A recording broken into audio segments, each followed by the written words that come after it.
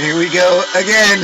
Good morning, good afternoon, good evening, whatever time of day it is. I hope it's good to be where you are, because it is certainly good to be here. My name is Baltimore Fats, and this is Mud City. Yeah, I didn't quite nail it, see? Oh well, I tried. Hey, I'm sorry everybody who's having difficulties with the volume. We'll see how this take goes. It's also going to allow me to be a little more judicious in my edits, I think, than I was the first time. So we're going to go through it again. I had a lot of fun doing it. It brought me to crazy places. So let's see what happens. Okay, so tomorrow is the Preakness, right? And it's the 144th Preakness. And, I have fun with the number 144, because when you do the gematria, it yields lots of threes, one plus 4 is 5, 5 plus 4 is 9, 9 divided by the number of digits, which is 3, equals 3, so you have 33. And I also like that the next one will be 145, which equals 10. 10 divided by 3 is 33.3333333333. It just goes on and on. And also, it's potentially the final Preakness in Baltimore. But in reality, when I started researching, I came to Preakness. It wasn't something I had intended to do a show on. The episode didn't start to be about Preakness. The episode started because I was having a conversation with Mary, and she mentioned to me that the state sport in Maryland was jousting. And even though I did I already filmed this episode, edited it, and posted and everything, I've done some research on jousting, and I still scratch my head that the state sport of Maryland is jousting. So I wanted to look into jousting a little bit. So one of the things that I've done recently is I'm researching this much bigger. Well, not only, like I said, I'm going to create like a new show, but I have a big episode of Mud City coming, right? And for me, it's the most important one that I've done, I think, or I'm going to do. So I've been really I want to present it the best way that I can, and my research brought me to the Baltimore Sun archives, and as I joked in the last video, my personal favorite joke for myself is that I'm at play in the fields of the Lord when I am allowed access to archives in the library and things like that, right? So I searched the Baltimore Sun archive because I wanted to find out, because the jousting was instituted as the Maryland state sport in 1962. So I wanted to find out what was out there for jousting, right? And I found this great article as the grand tournament at Woodland Wood, right? The racing and tilting and crowning of the beauty, and they had a ball at night, right? And this is a great article. And in the other episode, or the one that I posted, but and we're now redoing, I read quite a bit of it, and I'm not going to do that now, but it details. And the writer writes, in such an eloquent manner, but he really espouses the beauty of the occasion and what a spectacle it was, right? And that he does a good job of putting that out there, and selling the event. It was really a big thing. But one of the things I wanted to talk about, and I will read again because it is hilarious, is the tilting night, right? So there were 20 guys lined up with, suits of armor and the whole thing, right? 20 knights. Who knew there was enough? There were 20 organizations and with men stout enough to be knights, right? And so we have the Knight of Prestivoid, who is WHG Stump, right? The Knight of Lystra, right? SB Cole. We had the Knight of Malta, the Knight of Sauchi, the Knight of Lochleven, the Knight of the Manor, the Knight of Ararat, who is just Joshua Cockey. I don't know if that's any relation to what became Cockeysville here in Baltimore County. He was the Knight of Ararat. We had a King of the Forest, right? The Knight of Bella Vista. We had a Hamilton Giddings, who, this is my favorite one, he's the Knight of the White Settlements. ago, we had the Night of Pawtuxet, which is a river around here. And this one says the Night of Avalue, but I can't help but wonder if perhaps it's supposed to be Avalon, and there's like a wrong, like a typo, but before even typo, because it was just a little typeset thing, right? We have the Night of Woodlawn, Lingamore. So there's tons of knights who participated in this thing. And they had the whole thing. This was 1869, so it's post-Civil War. And that's what one of the articles that I read about the jousting said that, it was a post-Civil War era trying to, create events for people to feel good about, right? So they talk about the race and the ball and the crowning of the queen, all this very ritualistic stuff that dates back to allegedly to the Middle Ages, right, and the Renaissance and things like that, right? It's curious that that's what they would choose to do instead of the actual horse racing, which is what Maryland is all about. And I'm going to get to that. But so when I was researching this, right, just going through the webpage wanting to find out more about jousting, they have a link to articles here, right? And of course, I wanted to go all the way back to the beginning as much as I could, right? And I found this article here, The Origin of the Ring Tournament in the United States by G. Harrison Oriens. And I thought for sure, this is going to be a great article. This is going to tell me everything I need to know, right? But when I look it up, it's the Maryland Historical Magazine. And it's volume 36, number 3. So you have a lot of threes floating around the top of this, right? And it's Politics in Maryland During the Civil War, written by Charles Branch Clark. Right? I go back, right? No, this is supposed to be The Origin of the Ring Tournament in the United States by G. Harrison Oriens. Right, but I'm like, okay, well, I'm going to read this. This is what it brought up. There's a reason why this article came. It's not a coincidence that this article came up. And now, again, in the one that I did yesterday, I read a bunch of this, and I'm not going to read any of it. I'm just going to get to the part that's going to spring me forward. Oh, and I didn't bring up those windows, so I'm going to have to bring those up.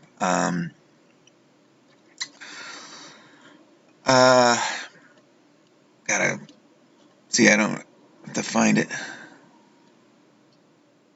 So this article goes over, anyway, I'll just talk about it briefly while I'm trying to find the spot. Goes over the sort of like the history of slavery in Maryland a little bit in terms of the numbers, right?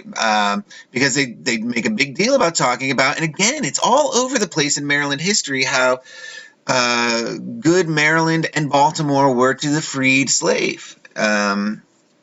It's all over the place. Equal pay, plenty of jobs and work, that kind of thing was, that's what Maryland was selling anyway to their common people in their newspaper articles and things like that at the time.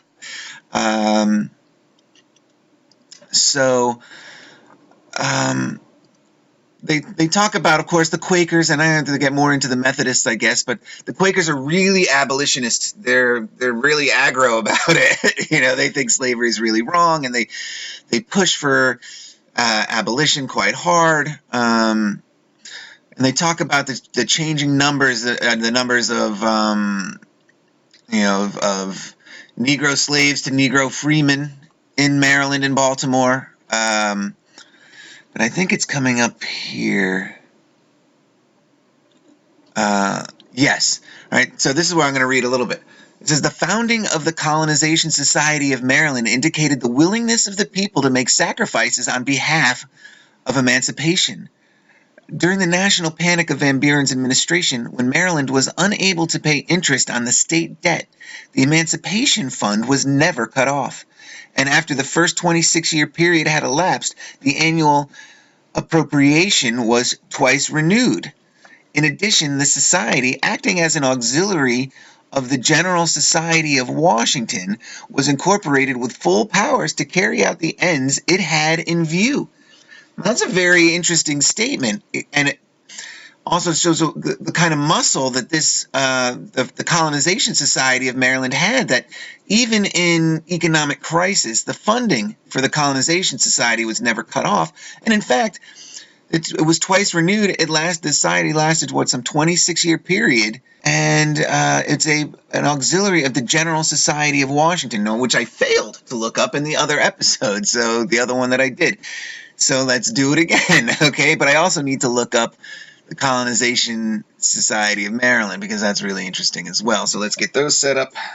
Okay, so let's delve into what the Maryland State Colonization Society was. And so it was the Maryland branch of the American Colonization Society. So let's click on that. This is the parent society founded by Robert Finley. Okay, it was a group established in 1816 by Robert Finley of New Jersey, which supported the migration of free African Americans to the continent of Africa. The society in 1821 to 1822, very important years, these early 1820s, they keep coming back to me, helped to found a colony on the Pepper Coast of West Africa as a place for freeborn or manumitted American blacks. And so manumitted is just kind of like a different word for emancipation, right? The ACS met with immediate and continuing objections from such African Americans as James Forten and David Walker, who wished to remain in the land of their birth. And they saw colonization as a racist strategy for protecting slavery and purging the U.S. of its black citizens, and preferred to fight for equal rights at home. Now, and good for these guys, absolutely. And I'm going to read. Let's see, there was some religious support and missionary efforts were part of the colonization. Disease was a major problem, with Liberian immigrants suffering the highest mortality rates in accurately recorded human history. Of the 4,600 immigrants who arrived in Liberia from 1820 to 1843, only 1,800 survived until 1843. Now, see, that's a very interesting stat, something that seems to be having so much support, right? And I have to wonder the veracity. Okay, so this is where it gets in. This is where we start to see a little bit, perhaps, of the ugliness of the Quakers, right? The ACS was founded by groups otherwise opposed to each other on the issue of slavery, being a coalition made up of mostly evangelicals and Quakers who supported abolition of slavery and believed blacks would face better chances for freedom in Africa than in the United States. And some slaveholders in the Maryland branch and elsewhere saw repatriation as a way to remove free blacks from slave societies and avoid slave rebellions. So let's go back to the Maryland branch a little bit, because what I'm getting from this, and I'm always trying to find different angles to look at something, right? And when I look at this era, 1822, the early 1820s, that's when I start to into the 30s and the birth of the Industrial Revolution. That's when I look at, a clear division in our history in terms of more, what has become the past versus what I would consider more the recent past, and where we're getting our knowledge and where our history begins. And I think that in terms of as we live today, our history starts around here in this 1820, this little bubble pre-industrial revolution, right? And then it's the Industrial Revolution thereafter where we get things like photographs, and we have newspapers, and printing books becomes a lot easier, and so they can really create and sell a narrative. And if one of the things that they want to do is in their narrative, black people come from Africa, well, then they need black people in Africa. So what better way than to create these colonization societies and put black people in Africa? I don't know, something about this says that, right? And so I want to continue with this a little bit because there was a little bit more I thought in here. So the Maryland State Colonization Society was responsible for founding the Republic of Maryland in West Africa, a short-lived independent state that in 1857 was annexed by Liberia. The goal of creating the state was for a remedy for slavery. Of course, they need to have a reason. The Republic of Maryland, I have to get more, I want to do more research on the colors. I haven't done much on the yellow and black yet, which is strange because it is in the Calvert coat of arms. There's an Irish connection there. But the blue and white, of course, is Scotland, and you have the cross, and I haven't touched on them yet, but the Stuart family is a key, and they come up today, or in this episode, as a major factor for the first time. And so, the Republic of Maryland, a small country, existed 1834 to 1857, which is now Liberia, as they were saying. But there were also colonization societies of Mississippi, Pennsylvania, Louisiana. So this is a really concentrated effort. And it seems that the numbers that they give us are very small for those who go over there, but I don't know. And especially those that lived.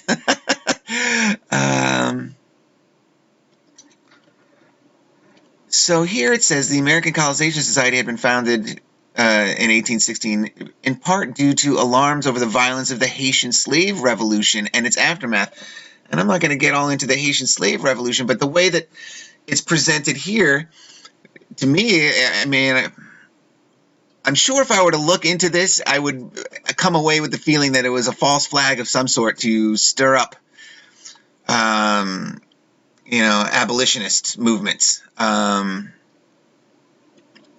And so, yeah, I think there could be something to this idea, especially when you think if all of our history is wrong, we have to find a way to sort of, and if they need to put truth in as people suggest, and I don't know how much of that is actually true, but if they need to code things, perhaps this colonization society efforts are code for, the way they're trying to create the narrative of history and having black people come out of Africa and the whole out of Africa theory, which is, when you, and as I've looked into it, is religiously based. So anyway, I just thought it was a crazy, crazy avenue to be brought down searching the origin of the ring tournament in the United States. Right? And so I'm going to stop there because I just was so, and I want to get into the Preakness now a little bit because it is Preakness weekend. And so, yeah, that's why I felt it important to actually remake this video just to give I hope that this one comes out better. And I just wanted to demonstrate the crazy avenues and things that happen. There's not a coincidence that happened. All right, so now let's move on. Preakness, right? And so it's as I was talking about earlier in the show, it's the 144th Preakness, and I did when in my original research bring up the infield and the mess that the infield is, but I'm not really going to do that, and there's not really going to be that much talk about the race itself. But I do wanted to talk about who owns and runs the Preakness, and that's the Maryland Jockey Club. Right? And there's their insignia.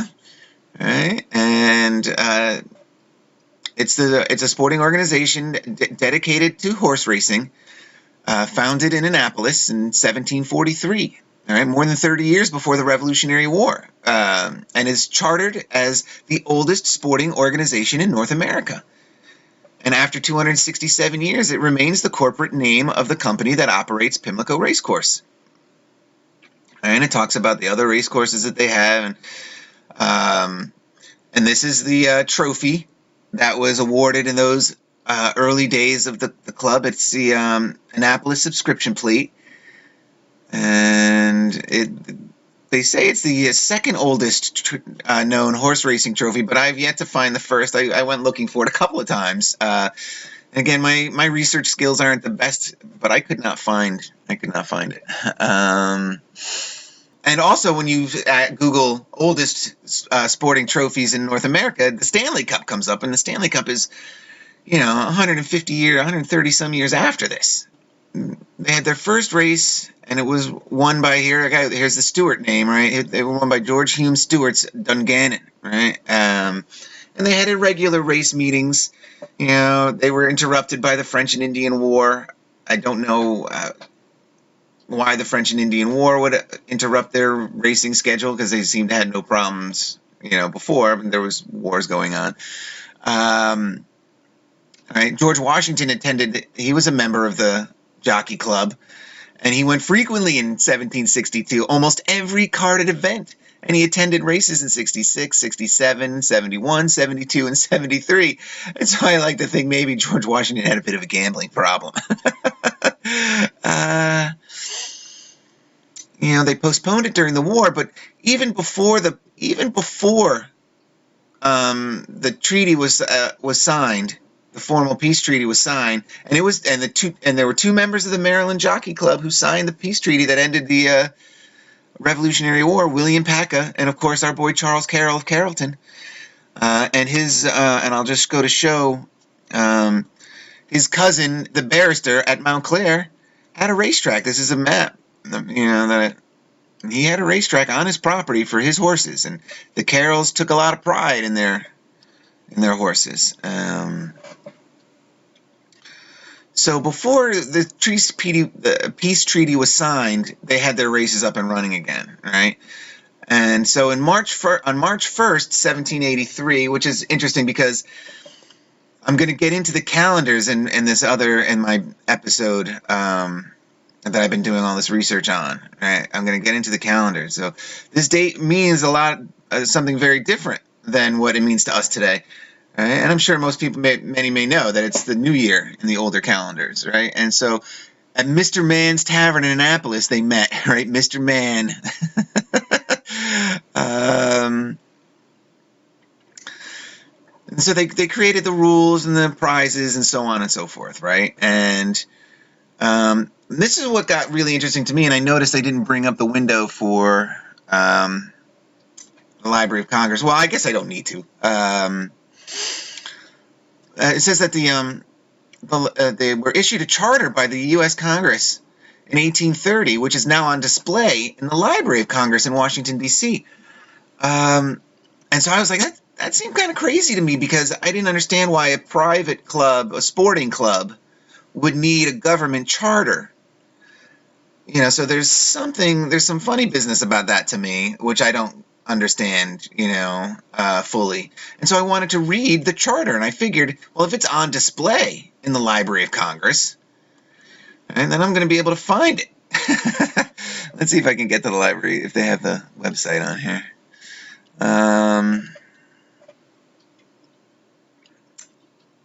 Let's see, further external links. Let's see. Library of Congress website. So I'm going to type in, you'll see, I'm going to type in Maryland Jockey Club Charter 1830. And there it is. It's not bringing anything up.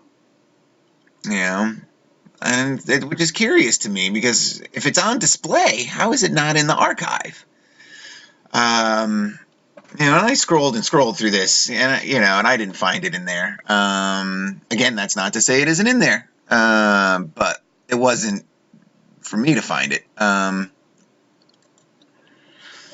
that's their clubhouse, which I'm going to talk about in a minute. But I need to get back to where was.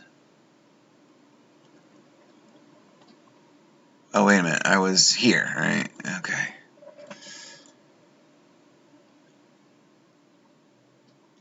Maryland Jockey Club. President Andrew Jackson was a member of the club and races his very own White House stable and meets under the name of his secretary, A.J. Donaldson. And this doesn't really paint as clear a picture, but in one other article I read, it intimated that he would go dressed as a jockey and register under this name so he could race horses himself. In 1867, the Pimlico Racecourse was incorporated by a Maryland General Assembly. Again, government, not public. I won't, or even private. And so in 1869, the first Maryland State Fair was held, and they had some racing there, and the present site of the Jockey Club opened at Pimlico in 1870. And it became the Preakness in 1873, because they had something called, I think the first one was called, the first 3 years it was called like the dinner steaks, right? Because they ate their dinner while the race was around dinner time, I guess, right? Because it's at 5:30, 6 o'clock or something like that, right? So the dinner party stakes was won by Preakness, and so they named the race itself the Preakness Stakes after him, right? And in 1877, both the Senate and the House of Representatives adjourned so they could go to the Pimlico and watch a race. They shut down the government for the big race in 1877, right? Interesting also that not all of the Preaknesses have been run at Pimlico. There was a long stretch there where it wasn't at Pimlico, and it returned in like 1919 or something. Here's a quick list of the of notable members. You have your George Washington, William Paca, who I haven't really touched on yet. I'm sure he's going to be a big part of the next show eventually. Yeah, Charles Carrollton, the Stuarts of Scotland, Andrew Jackson. As I was saying, so there's very important members. And so now let's get to the clubhouse, right? Because here's their clubhouse that they built in 1870, and it's a beautiful building. And in the clubhouse, they had the clubhouse library and official offices. And so all the pertinent and important paperwork, papers, letters, articles, whatever, pertaining to the Maryland Jockey Club, its membership, transactions, and so on and so forth, were stored in this building. And it fell into some disrepair, and they fixed it all up to its original Victorian splendor. And in the 1950s, right? But then, wouldn't you know it, much was lost in the Great Pimlico Fire of 1966. And they talk about how the Maryland Jockey Club in 1870 returned horse racing to Maryland, right? And post-Civil War. And it was the Steamboat Gothic era members clubhouse. Steamboat Gothic. That's a new one by me. And so they talk about it. And they talk about what happened in that first year. 12,000 spectators made their way by carriage. But what I want to talk about is what was lost, right? On the third floor were the president's room, where the winning Preakness owner and his party were entertained by the Maryland Jockey Club officials, right? I'm sure they were entertained all right, The club's archives and library, with historic racing volumes dating to 1764, the American Turf Register, and other memorabilia, lost. The second floor was home to the National Jockeys Hall of Fame. And who knows, there was something called the Waterman Collection. Just everything that was pertaining to the history of horse racing in Maryland lost in this 1966 fire. 66. So there's no coincidence in that, right? And so that's kind of it. I'm gonna wrap it up here. I got a little bit of editing to do. I wasn't quite as prepared to do the re-record as I thought I would be. But I hope the volume is better. And that's the Slop. And so I hope you guys enjoyed this one. And so until the next one, cheers, guys. Okay, sorry about the editing issues in that one, guys. It was off-the-cuff re-record because of the volume issues. Although it sounded fine to me during editing, I did realize that I think I had my microphone partially blocked, so that could be partly responsible. I'll try to do better in the future. But there's a couple things. There was one edit that my point kind of got a little lost in, and it was that this number here is really crazy to me given that how much money was being put into this program, right, and how it kept getting renewed. Certainly in Maryland, even though the success rate was very, very small, it just doesn't seem right to me. And I never followed up on what the General Society for Washington was. Let's see, right? Yeah, I must have had a typo in there. And it comes up the Society of the Cincinnati. So I think that's interesting, right? I'm not going to go into the Society of Cincinnati, but I realized that I failed to go there again. So I wanted to just point out what was there. And now I'm curious about the Society of Cincinnati, but that's going to be the end of this episode. Thank you guys so much. And until the next one, cheers, guys. Okay, sorry about the editing issues in that one, guys. It was a off-the-cuff re-record because of the volume issues. Although it sounded fine to me during editing, I did realize that I think I had my microphone partially blocked, so that could be partly responsible. I'll try to do better in the future. But there's a couple things. There was one edit that my point kind of got a little lost in, and it was that this number here is really crazy to me, given that how much money was being put into this program, right, and how it kept getting renewed.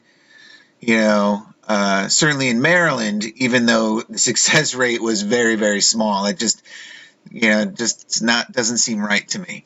And I never followed up on what the General Society for Washington was. Let's see, right? Yeah, I must have had a typo in there. And it comes up the Society of the Cincinnati. So I think that's interesting, right? I'm not going to go into the Society of Cincinnati, but I realized that I failed to go there again. So I wanted to just point out what was there. And now I'm curious about the Society of Cincinnati, but that's going to be the end of this episode. Thank you guys so much. And until the next one, cheers, guys.